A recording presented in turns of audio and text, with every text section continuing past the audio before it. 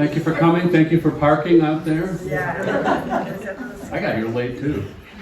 Welcome to the Dave Show Midstream Reading Series. My name is Richard Terrill. Thanks to Unity Unitarian for giving us this great space. Thanks to Don Brunkwell, who arranged tonight's reading. Can't be with us, but he's here in spirit. And so, hi Don. We're recording. We have a website, midstreamreadingseries.wordpress.com. If you want to see what's going on in the months to come, you can go there. And if you'd like to be part of our mailing list, which is in the many hundreds, I don't know how big it is exactly, please put your contact information on here. And we don't bug you, just 2 messages a month.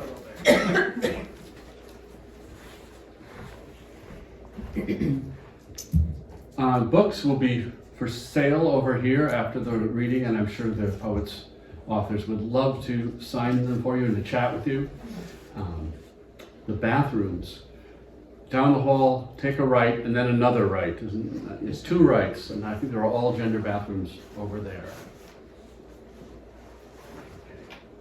I'm going to read a couple of poems, one by the vastly underappreciated poet Robert Dana, who has lived in Iowa, taught in Iowa most of his life, and then one of my own.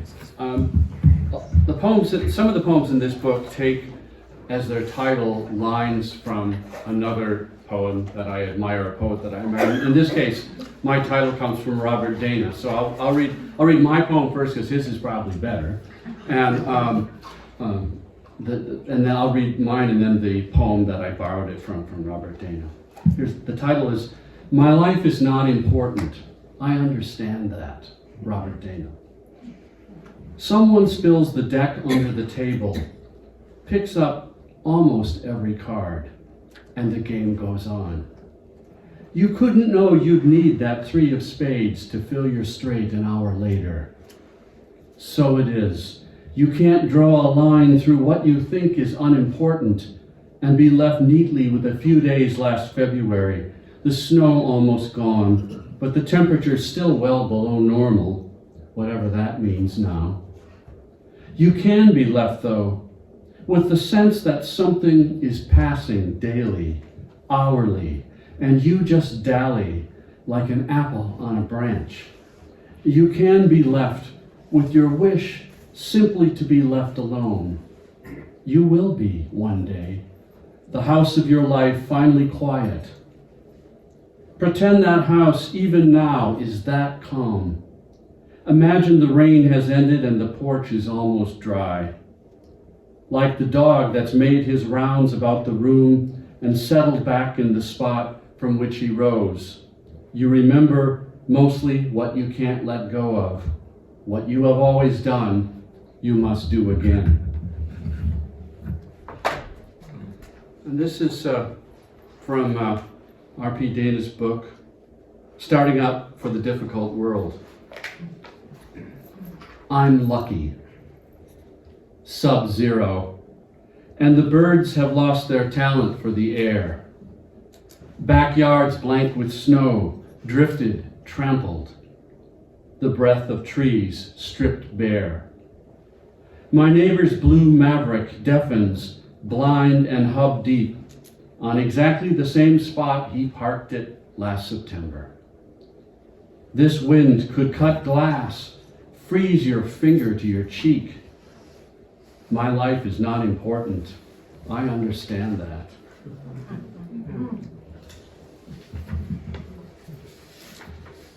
Our first reader tonight is Miriam Weinstein.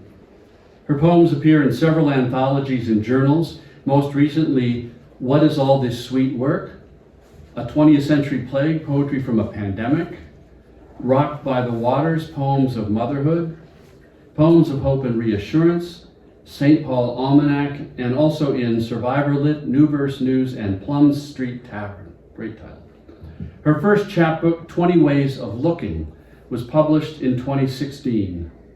How to Thread a Needle, released in 2022, is the redesigned and edited version of a full-length manuscript that was shortlisted for the Concrete Wolf Press Lewis Award. An avid bird watcher and longtime member of the Raptor Center at the University of Minnesota, Miriam was honored to release 2 rehabilitated raptors back into the wild, a bald eagle and a barred owl. Miriam Weinstein.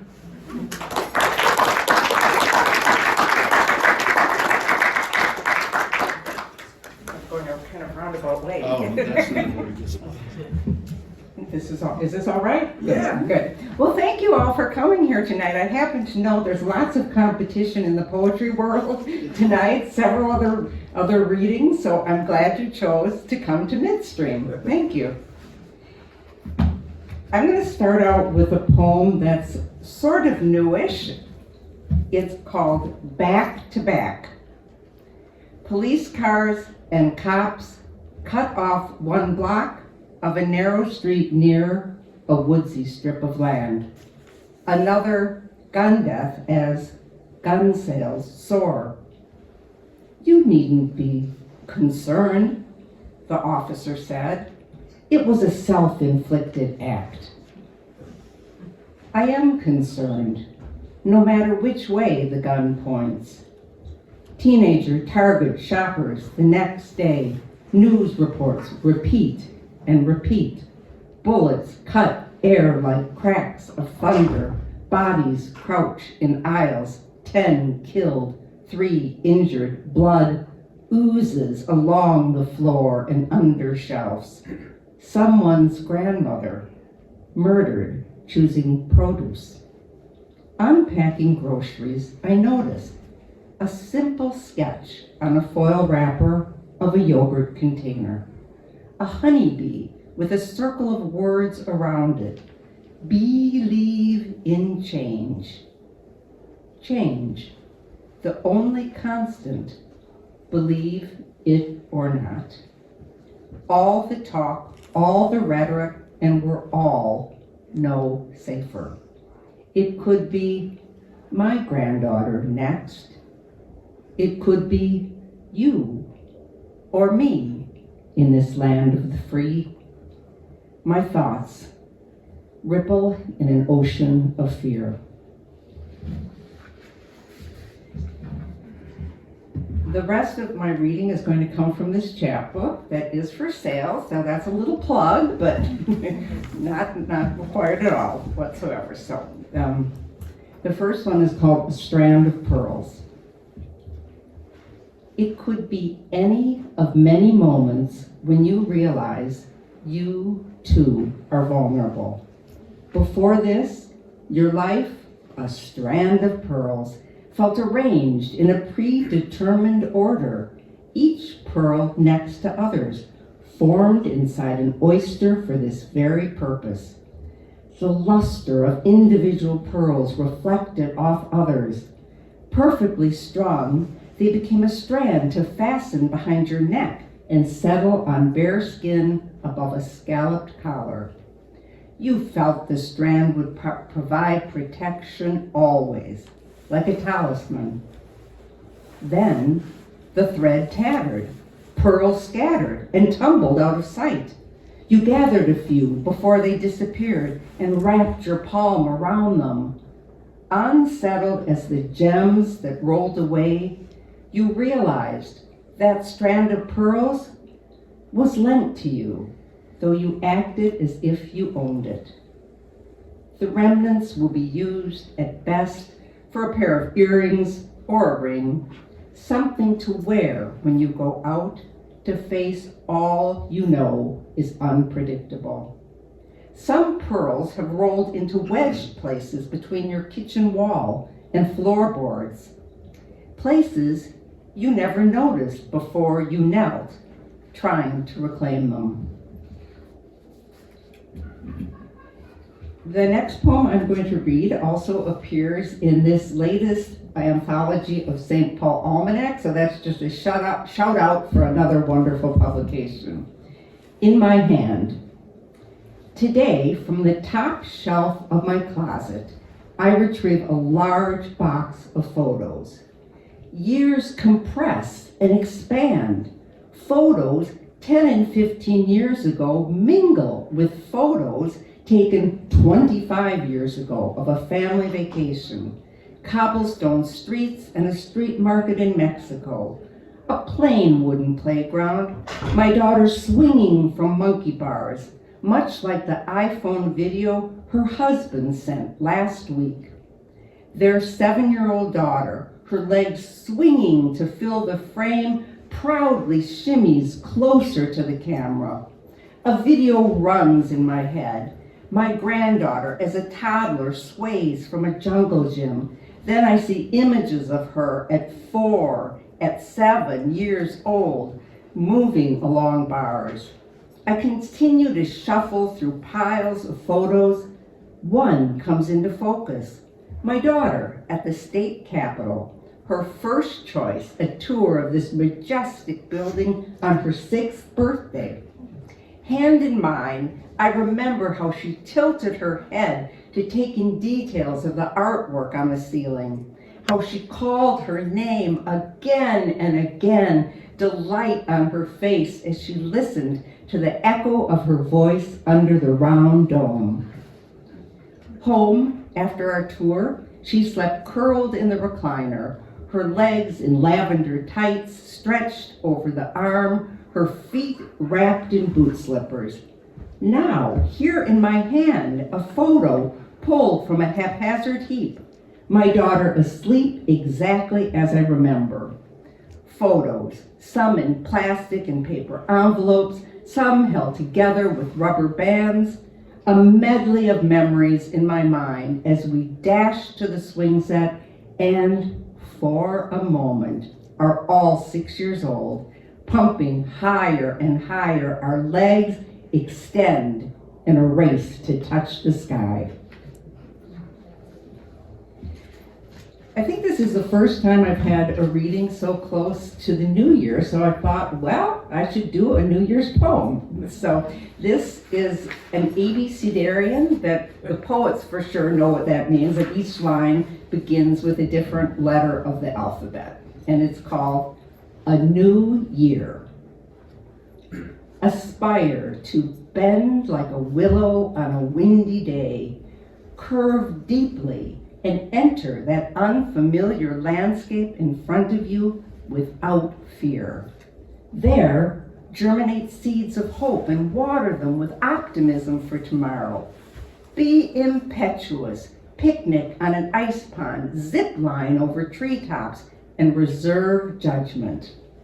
Keep laughter nearby, opening it often like a favorite book. Keep moments fluid, never uttering never. Fill days with open, peaceful, quiet reflection. Then surrender. Trust in the path you have chosen. Raise an umbrella of sustenance over your vision. Resist temptation to wander from your task. And be mindful. Xenophobia includes the stranger within. You, the proprietress of now, before life zeros during the stillness before dawn. I am going to end with one little short poem called When I'm Gone. Someday I might return to be held the way the pages of a book cradle a bookmark. That soft space between your arms was what I liked best. Remember me when that bookmark slips unexpectedly and lands in your lap. Thank you very much.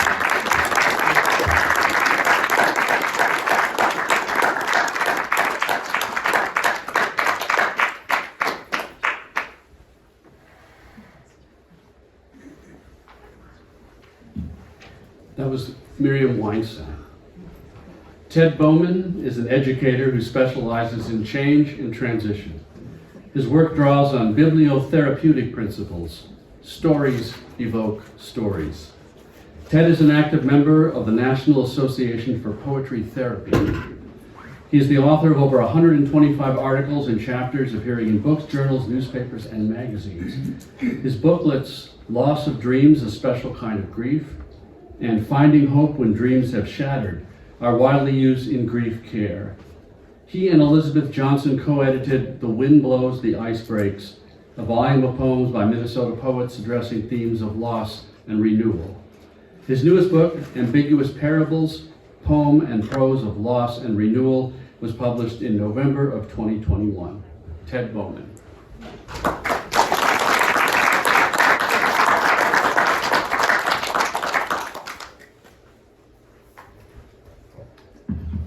Good evening. It's a treat to be here with you and raise this up. I'm taller than she was. Thank you for finishing my sentences and helping me out here. It's a real honor and treat. I want to share with you some pieces from Ambiguous Parables because it's been, in some ways, a life review to put this book together. Here's a bit from the introduction. The collected prose and poetic pages herein are the voice of a man seeking greater comfort with ambiguity. What seems to be is not always what is. It sounds a bit like some of the material we've heard this evening from Richard at the start and other readers. A lifelong quest has been to find words, the words of others, through conversations, poetry, song lyrics, fiction, nonfiction, scriptures, and or my own words, to acknowledge and address ambiguous experiences. To find years ago these lines in James Baldwin's Another Country resonated and affirmed my quest. Baldwin wrote, "One is never what one seems, never, and yet what one seems to be is probably in some sense almost exactly what one is." How's that for a conundrum? These pages affirm mystery, celebrate ambiguity, and affirm ever-changing lives. And so, related to what you said in terms of the introduction of The Wind Blows and the Ice Breaks, when Elizabeth and I put that together, we gathered over 100 Minnesota poets to submit pieces, and it's over 140 poems about loss and renewal. That was part of my quest to hear their voices, to see if they might speak to my ambiguity throughout the years. So, just a few pieces along the way.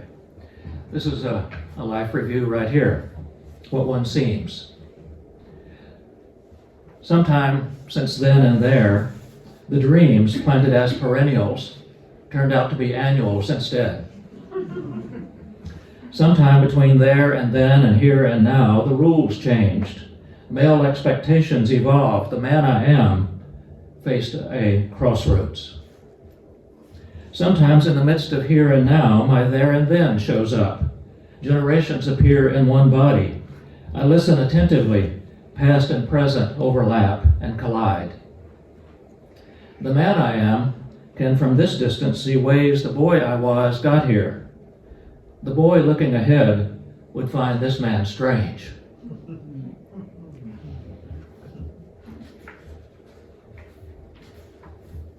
I began writing a few years ago 2 stanza poems about there and then and here and now. So just a couple of these to, again, help us with some of these, the ambiguities of our lives. This is called Safe Places. As children, our games included safe places, bases where we were safe and free, lines that the monster intruder could not cross, areas off limits, out of the games, parents around whose legs we wrapped ourselves yelling, "You can't get me, I'm safe here." Now older, I'm still looking for safe places, but the fears inside seem to know the same places I seek. They wait there patiently for my arrival. Courage and faith, my only legs left to stand on. I grew up in North Carolina, and so experienced some of the racism there. That's in some ways different than any other of the areas. And so this is one I wrote trying to think about what was happening in my life. Marked places. As children, we colored inside the lines. Black was black and white was white. Invisible markers segregated neighborhoods, but eyes saw, all knew the currency of that time robbed neighbors of neighbors. Later, I met someone from there. She could have been my childhood playmate. We had much in common, love of reading, tennis, families. We agreed that separated, distinct childhoods robbed us of each other, marking us for life. Now older, two grandparents eagerly show photos of grandchildren who behave in once unimaginable ways, coloring outside the lines of our childhoods. We stare at each other, invisible markers still there, the intersections of privilege and history.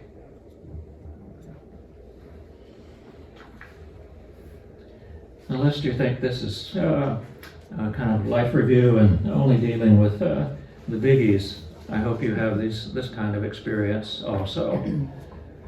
This is called Acorns, Bacorns, and Seacorns. The botanical consultant directed attention to the object of his study, a patch of grass covered by acorns, shadowed by the aging parent oak. He picked acorns for closer study. They're not all the same, Grandpa. Look, this one is green, that one is brown, this one has no cap. Where is the cap? Here's a double, two together. How do they do that? Buckets were found. We began gathering and sorting look-alikes assigned to their own homes. Grandpa, these are not all acorns. They are not all alike. Grandpa, some are becorns, some are seacorns. How do we decide which is which? I had, without much thought, signed up for this research project when my daughter was pregnant. Had there been fine print, I would have read, when one becomes a grandpa, a paradigm shifts. Be prepared for questions. Little did I know that being a grandpa means seeing acorns differently. This upper-level course was taught by a botanist with no shingle, no degree, but with eyes, thoughts, and questions. I wish more of my earlier teachers had said, Grandpa, look.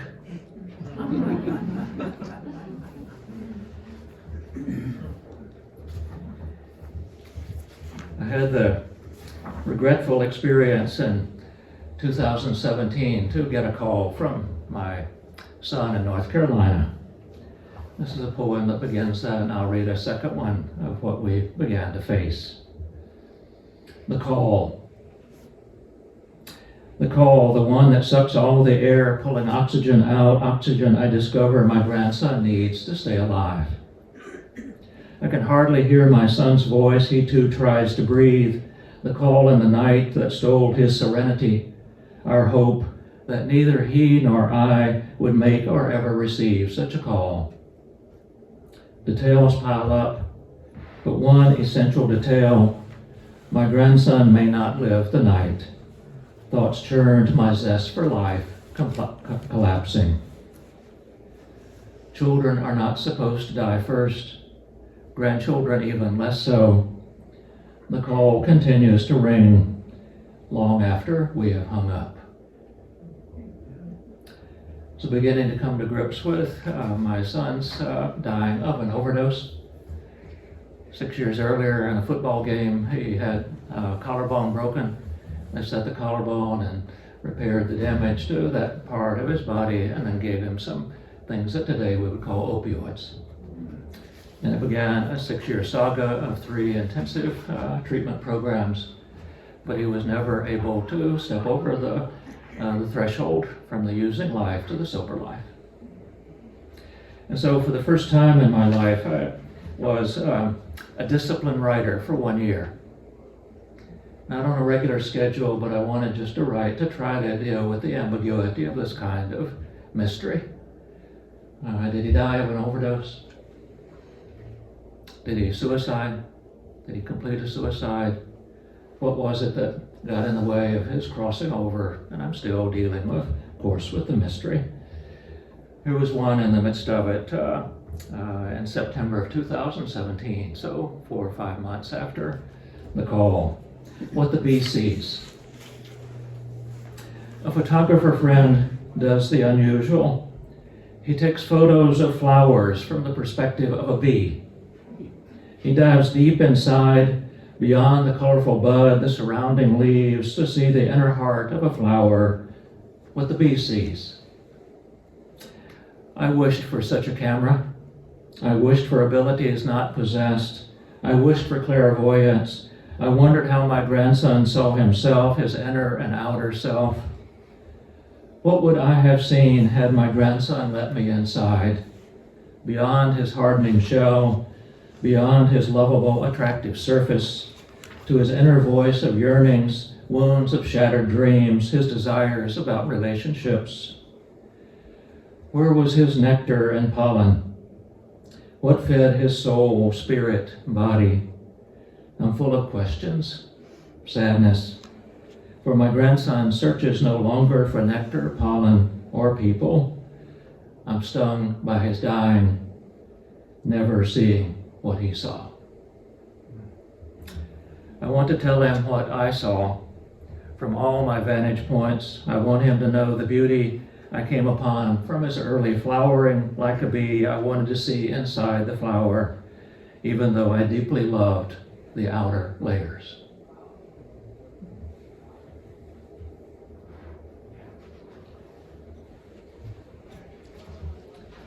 Are some of you travelers? Going places, doing things, even in the midst of this pandemic? Life happens. Life happens as you make other plans. Came to mind as the train sped from London to Edinburgh. 6 decades earlier, on a North Carolina dirt road, a boy riding his bike abruptly slowed, then stopped, his pant leg caught in the bicycle chain. The boy, far from home, knew better than to rip the trousers free, his best school breeches. So he walked one-legged toward home, a journey that seemed so far to him as London to Edinburgh. The boy never envisioned riding a train either, anywhere. His world was more narrow. His people spoke of what he thought was English, but the only queen he knew was his mother. Travel, maybe over the hill into the next country, never another state, into the next county, never another state or country, except in his imagination. With Jack London, he knew that London, adventure writer, the call of the wild. Together they had traveled far into the Yukon. Now, on a train from London to Edinburgh, he pulled up his breeches, caught in the chain of memories and horizons.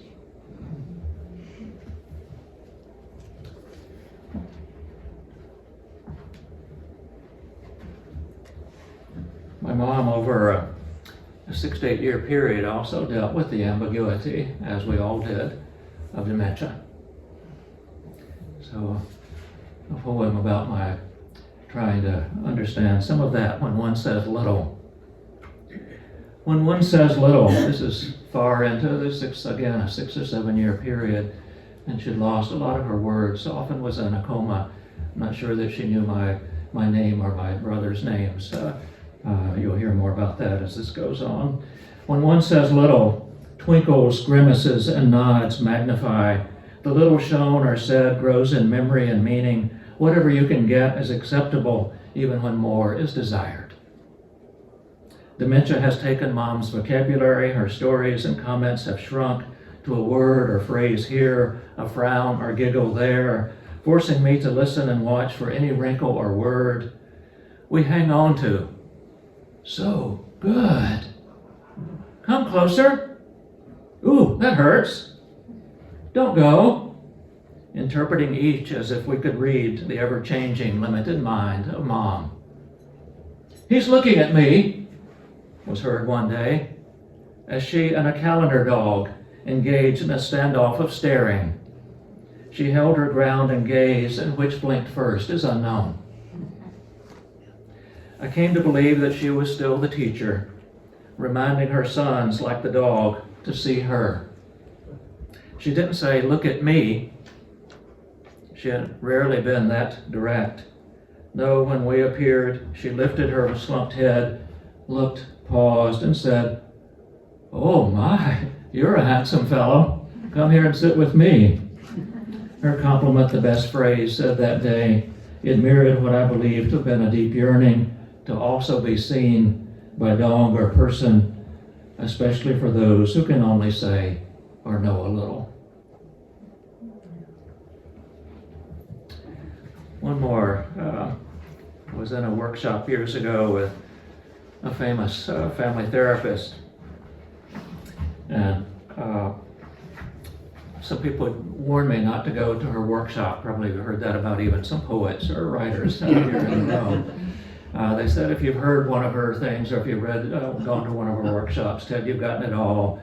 Don't waste your time. She's just charismatic. You don't need to go. But I went. I thought there was probably more depth there that I could get. So I hope that'll be the case with you, with some readers in your lives. So this is a piece called Oh, Ted, Ted, Ted, Ted, Ted. Oh, Ted, Ted, Ted, don't let the way others are treating me get in the way of what you and I can do while here. This was a month-long workshop, by the way. She was the famous therapist. Others seemed to be in awe of her. Their adulations dominated early training sessions. She sat at my lunch table, I think it was the third day, maybe the second day, just the two of us. Asked how the month-long workshop was going. I told her of my displeasure. The month of training had become a days of fawning. I swallowed, already packing my departure bags. It was at that moment I experienced therapy at its best. It was all of about 45 seconds, worth the cost of the whole month. Oh, Ted, Ted, Ted, Ted, don't let the way others are treating me get in the way of what you and I can create.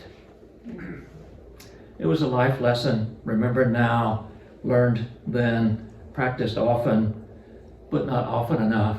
Oh, Ted, Ted, Ted, Ted. Thank you.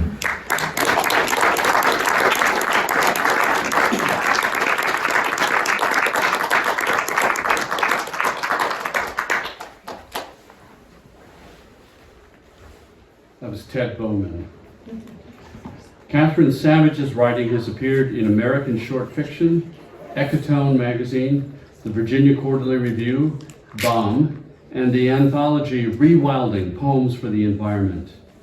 Recipient of the Academy of American Poets James Wright Prize, she has received support from fellowships and residencies including Breadloaf Writers Conference, Minnesota State Arts Board, UCross Foundation, and Tulsa Artist Fellowship.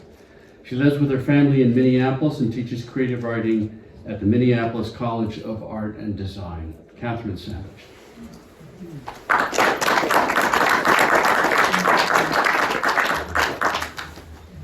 Thank you all so much for being here tonight. It's really wonderful to be in your company and just really lovely to read with all of you. Thank you.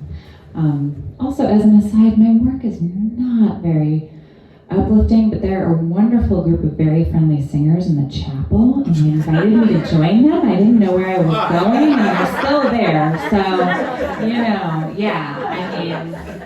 it was no questions asked. I can't carry too much.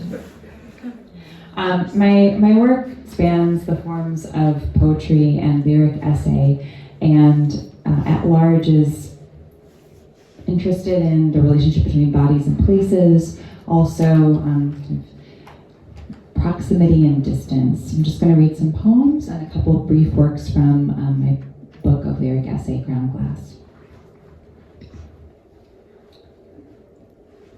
Where the bark is stripped from the trunk, pale ribbons of wood shine. It is gorgeous, the beetle that moves inside the trees, tight as a choke. A glossy emerald, mostly hidden. This was the spring the storm knifed open trees, up and down the block. The Corolla was unharmed. I'd keep the car, he the house. I watched a cyclist veer around tall branches, balancing a six-pack on the handlebars. In Whittier, our neighbor's daughter doing one-handed cartwheels in her front yard at dusk, hot from May. Then the tornado came tearing, left thick branches wet and splayed. The girl cartwheeled one-handed, the Corolla barricaded by trees. I sat in it after work every night, ran the air conditioner. My son looked out the living room window of his father's house and waved to me. I waved back. The cream-colored wood glowed. At dusk, I felt myself trespass back inside. But in the car, cool air brushed my cheeks and knees like a hand that wanted to touch me.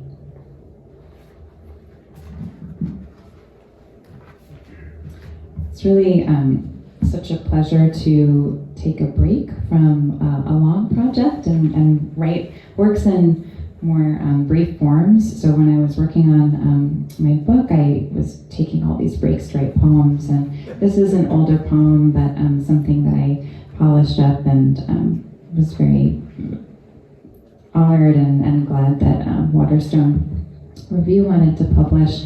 It was very much a kind of take a break from the book poem. It's called We Met at Roosevelt Hospital. There was always another woman in the room healing beside me. Our beds divided by a sheet on a metal curtain rod. The woman's place was in Stuyvesant Town. I told her I'd bought a couch there once off Craigslist. I was 24, and I don't know if I ever saw her, but she was the best of the women across the sheet. All day, we cracked jokes about the amount of blood we bled, like split tomatoes, into the toilet, the shower, inadequate milk we couldn't push out. The 6-pound men we'd made were taken away from us at odd hours by fast people. Our children were jaundiced and hungry. We learned to feed them from our stone breasts. The babies desperate, already wanting what we couldn't easily give. We grew bruised with the crescent moon cuts their nails made. The blood dried, and our stitches grew waxy. We felt each other's bodies moving away from here, and the lives our bodies had shaped moving away from us. And we wanted to say, where do you think you're going?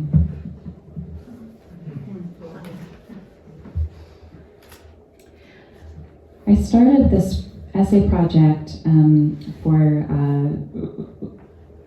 partly out of processing my own grief after the death of my father, and his cancer diagnosis was with a type of cancer that occurs at slightly higher rates in areas that produce sustained environmental pollution. And I grew up in what's called a fence line neighborhood, so I'm very close to big kind of industrial yard, lots of air pollution and not very fun stuff like that. So I'm just going to read a couple short lyric essays from the book, just to trot out the lures. If you would like to purchase a copy this evening. This is a series that was published in the Virginia Quarterly Review. The book's called Ground Glass. A sheet of ground glass is useful for manual focusing in photography. With a ground glass viewer inserted at the back of some large cameras, the image appears upside down in vivid detail. When using an optical microscope, ground glass evenly illuminates the specimen. My father's oncologist points to the ground glass opacities that explode his lungs like stars, fill her computer monitor with a galaxy. He is the specimen. We take him in. He's large as sprawl, rising off her screen in waves of light. All that year, his stomach opening. He'd leak, poor plumbing, he'd joke. Then they'd open him in the ICU, drain him again, an NG tube, a pump, a plastic receptacle filling with his body's pink fluids. And where? The boundaries of our bodies break. Everything we were supposed to keep inside of us now seems to fall out. The year he was dying, his body was a porous thing. I saw us as less solid than I had imagined us to be before. When my father was in the hospital, his surgeon presented on his disease during a medical conference. The conference attendees had been very interested in my father's gastric cancer and its unusual progression, he said, as if paying my father a compliment. I knew by then that his cancer occurs at a slightly higher rate in areas that produce industrial waste and pollution. Was what made it unusual that we had long lived on the fence lines of industry? Was it the outside toxins within his body? It would be impossible to know, the surgeon said. What was and was not possible tethered us to the questions his body posed. How easily, writes Leah Purpura, the body opens. My father died because his body was unwell. The industry near our home in Minneapolis was a part of his cancer I was coming to see, or maybe this was paranoid. It crossed my mind that it could be both, but I didn't yet know how.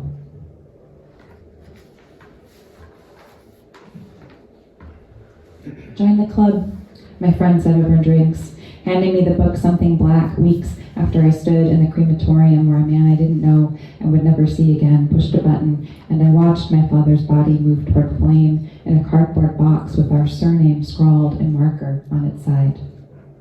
That day I had been bothered by and too aware of the curtains over the window that separated me from him, chintzy pink satin, heavy pleats. The man who worked the button asked if I wanted to see. I realized the question was if I wanted to see my father's body burned to ash. I said I did. The curtains parted slowly, loudly. I stood, I looked, I said, stop. I understood now why they were there. Or it was like this.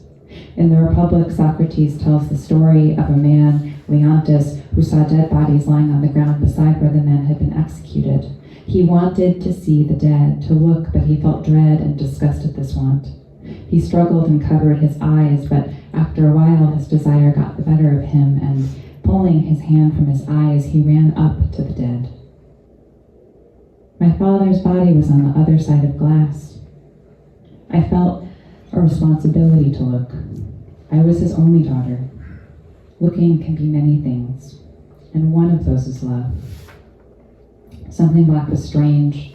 This made me love the friend who'd given it to me more because my grieving was also strange. Rhubarb wrote it in the years after the sudden death of his wife. It is a transcription of his loss and the ever-present not there-ness of her things, his memories. Rhubarb writes, through simple repetition of there is no more, the whole unravels into its loathsome fabric, reality. On the weekends, the year after my father died, I'd drive from my home in Tulsa to Pitcher, Oklahoma. A strange sight. Windowless, abandoned houses of red brick, spray-painted with the words, keep out.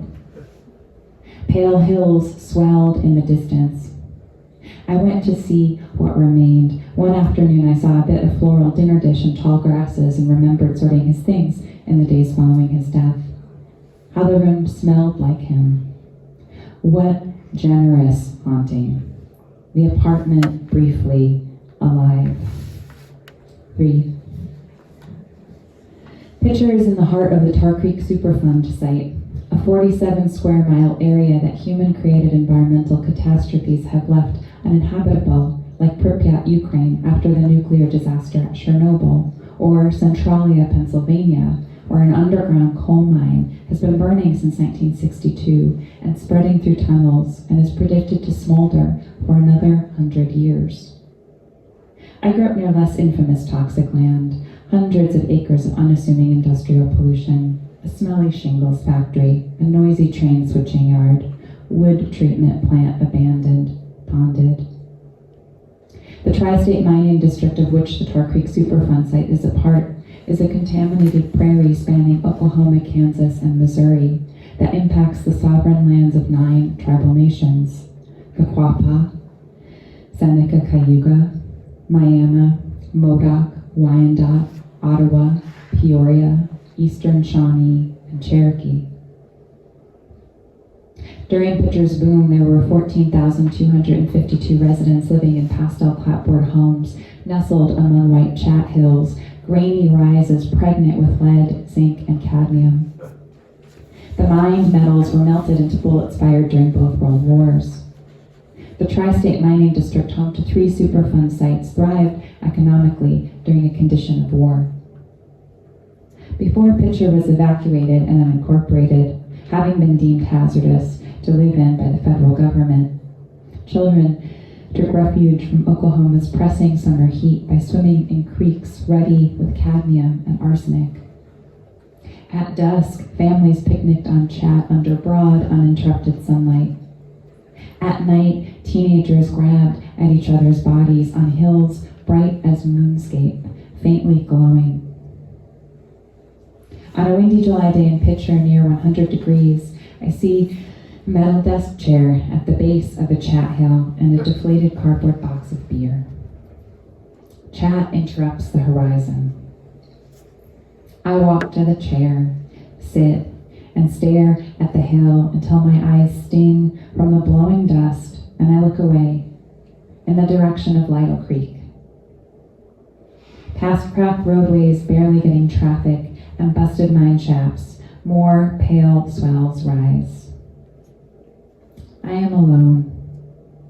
I am someone's mother and someone's daughter. My eyes, mouth, a chalky dust, the taste of it. How easily the body opens. Thank you.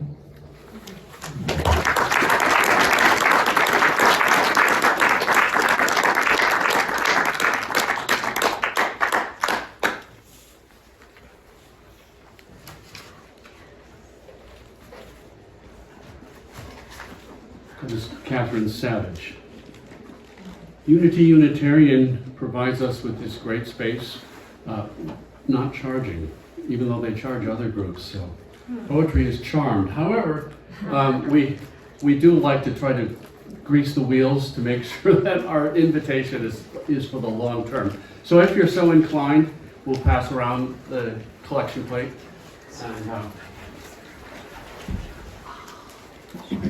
And it will go towards the church's various endeavors. Just a word about next month's event. It'll be on Thursday, February 9th. Paul Matties will be hosting, and it's a first for us and a one-time thing. We're going to have a Valentine's Day open mic. So bring your love poems, and in this best spirit of Dave Shove, if you remember him, anti-love poems, he always read. You can arrive at 7:15 if you want to sign up. One poem, 4 minutes tops, or you get the cane. So that'll be February 9th. Our last reader, Dobby Gibson, is the author of 4 books of poetry, most recently Little Glass Planet, Grey Wolf Press 2019. He's been awarded fellowships from the Jerome Foundation, the Lannan Foundation, and the McKnight Foundation. New poems have appeared or are forthcoming in American Poetry Review, Harvard Review, Iowa Review, New American Writing, and the Academy of American Poets Poem a Day. He lives in St. Paul. Dobby Gibson.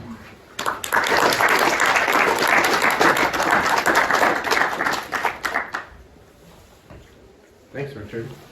And thanks to Dawn for having me. So I'm trying to put a new book together. So I'm going to try out some new poems on you all. You seem like a nice audience. It's a good thing going last. I could kind of see how scared you are. So this first poem I wrote, I should ask, can you hear me okay? Yeah. Okay. This first poem I wrote, it was like the first live performance I went to kind of after that 1.5-year lockdown period that we were all unfortunately a part of.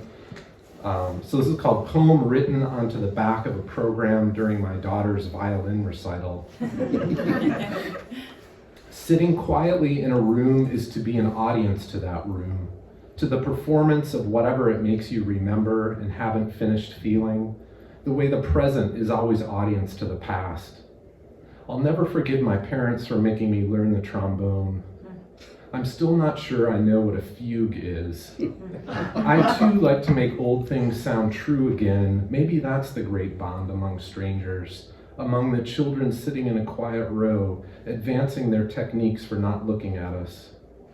I shouldn't be embarrassed to think my daughter's mistakes sound more beautiful, but the embarrassed is always the last to know.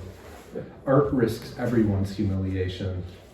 The purpose of life, wrote Rilke, is to be defeated by greater and greater things.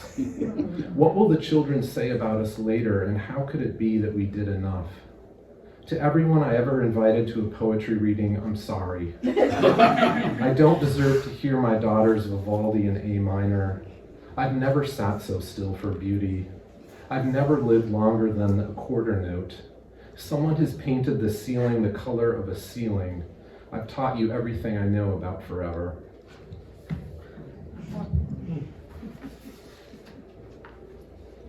So this poem is called Getting It Right. When you can't get out of bed, it's called dysania. The way it smells after it rains is called petrichor. The way certain words sing. The song of any animal is called its call. No one has ever known exactly what I've meant. To go ahead and say it anyways is to blaze. Bird is the word.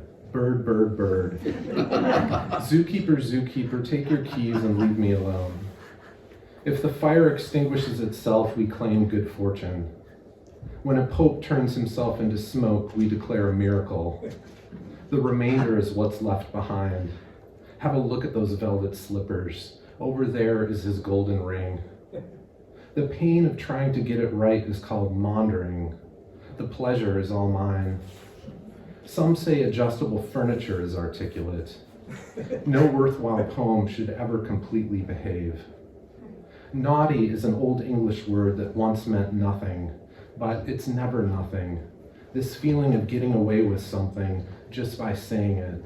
Driving someone else's pickup, pulling a long white trailer full of sleeping horses.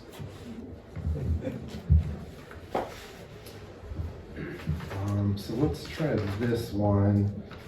I wrote this poem for Ed Bach Lee. Is Ed Bach Lee read in this series? Oh, before? yeah. Okay, great. Yeah. Yeah, he's amazing. So I still haven't seen Ed in many years, and so I was thinking of him, and I just decided to write him this poem and send it to him. And being a great poet, like he graciously acknowledged getting it, but also provided several suggestions. That's the great thing about him. And the poem of his that I'm sort of thinking about in this poem is called World, Whorled, in case you want to look it up. Poem for Ed Bach Lee. We've reached that stage in the great American experiment when we no longer know where our friends are. Maybe you're driving Dooney to school.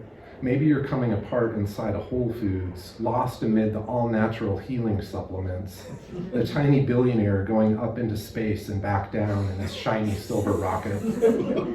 I too have found myself floating far from home in a cowboy hat, stuck in the self-checkout, unsure how much of the self I should dare to check out.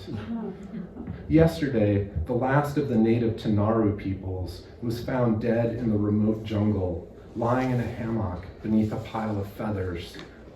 What did he know of our cruelties, the way we try to pass them off as love, or old friendships and their coincidences of beauty? I wonder what the future will have to say about our kind after we vanish.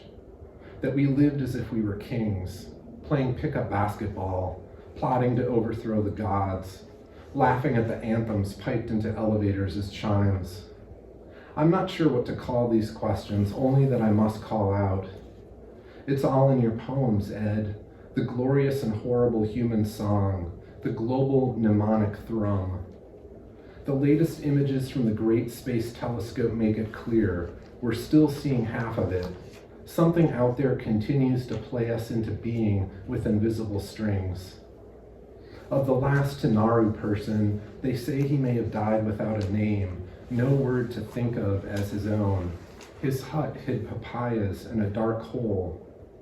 I want to believe we could have understood his dreams and worries, like when I walked out of work yesterday and found myself surrounded by crickets, pinging off my pants and dancing on my head. I knew I didn't have to know what to call that feeling, or even now, trying to reach you to say that maybe poets don't need to name the world after all. Maybe it's enough to give our wonder away without being foolish enough to say it's a gift.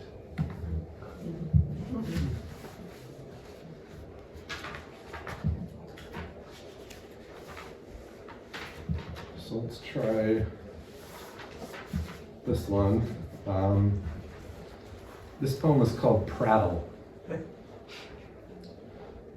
That was the word Kevin used to describe the prose of airport concourse novelist Dan Brown. And I thought, that's it, I've heard enough. Prattle is now my favorite word. I hate being asked for my favorite word. Why choose just one? According to experts, English has 171,476. Not nearly enough for everyone. Not with selfie and hard pass flying at us like stars in hyperspace, as henceforth in dungarees fade into the cosmos. Not even with the ISSIPPI of Mississippi, the endless waiting room of Ohm. Here I prattle on as the world's words conduct their covert operations, pollinating the fields, overthrowing dictators. In the tunnels of Dusseldorf, they smash together like subway cars into Backpfeifengescheit. There's the solace of Sobre Mesa in Spanish, the haunting Han of Korean. There's the delicate French fillet making a ballet of deboning your soul. All the mysterious muscles, the fricatives and plosive stops. I love the way we look when we love using them, tasting every syllable, unable to master the only instrument we were born to play. Tell me you love it too. Talk to me with your mouth full. Say delicious in a way that sends a little back into my eyes.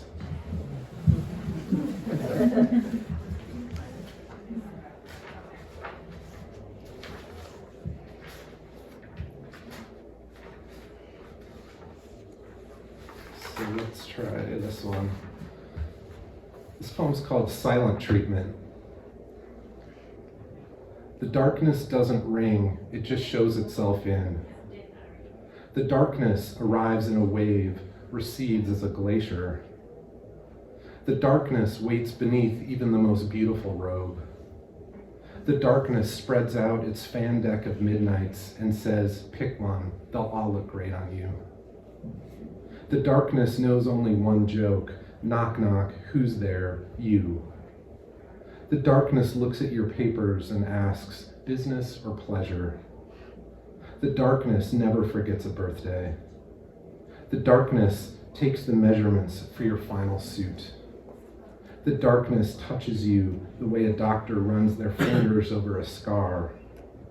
The darkness whispers, when they ask you what kind of poetry you write, show them this.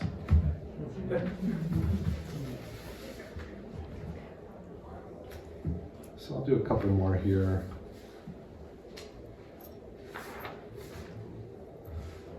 This one's called Poem for My Ginkgo Tree. I forgot what I wanted to say, but not how badly I needed to say it. The way the yellow fans spin wildly as they fall so slowly in no wind, proving surrender isn't the same thing as acceptance. This is how it begins, and all at once, in the speechlessness of sudden cold, in a shattering so complete it approaches form. The truth is, it's not my tree, not anyone's, and to call it a ginkgo is to repeat the ancient error, the Japanese mistranslation of the Chinese for silver apricot. It turns out there are no safe words, not even sky, and so blue it announces today is for doing no good other than living with what's not quite language. 1,000 monks burning their robes, a tired army descending the hills with urgent news. Dear whatever we should call you, I believe we share this one thought, and it is the only thing to which we must obey.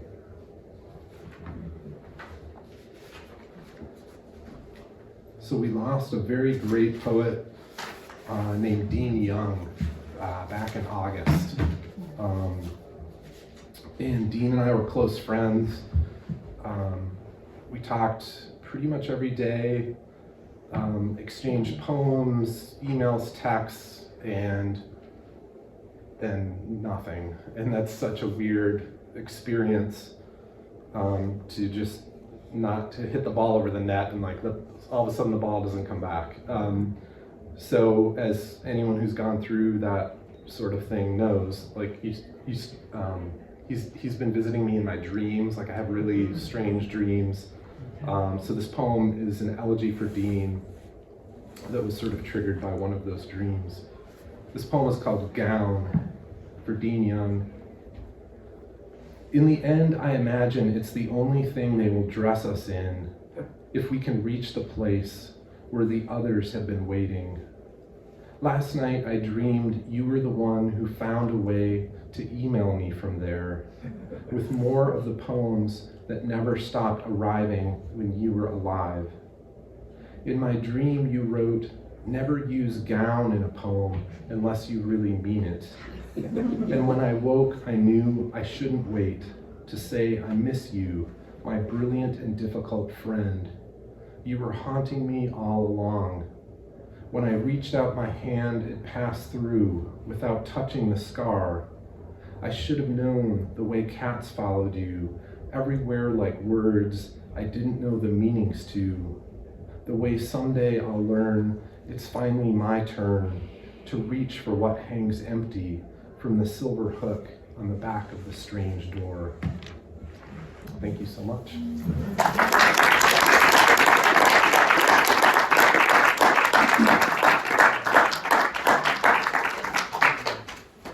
That was Dobby Gibson. Let's have one last round of applause for all of tonight's readers.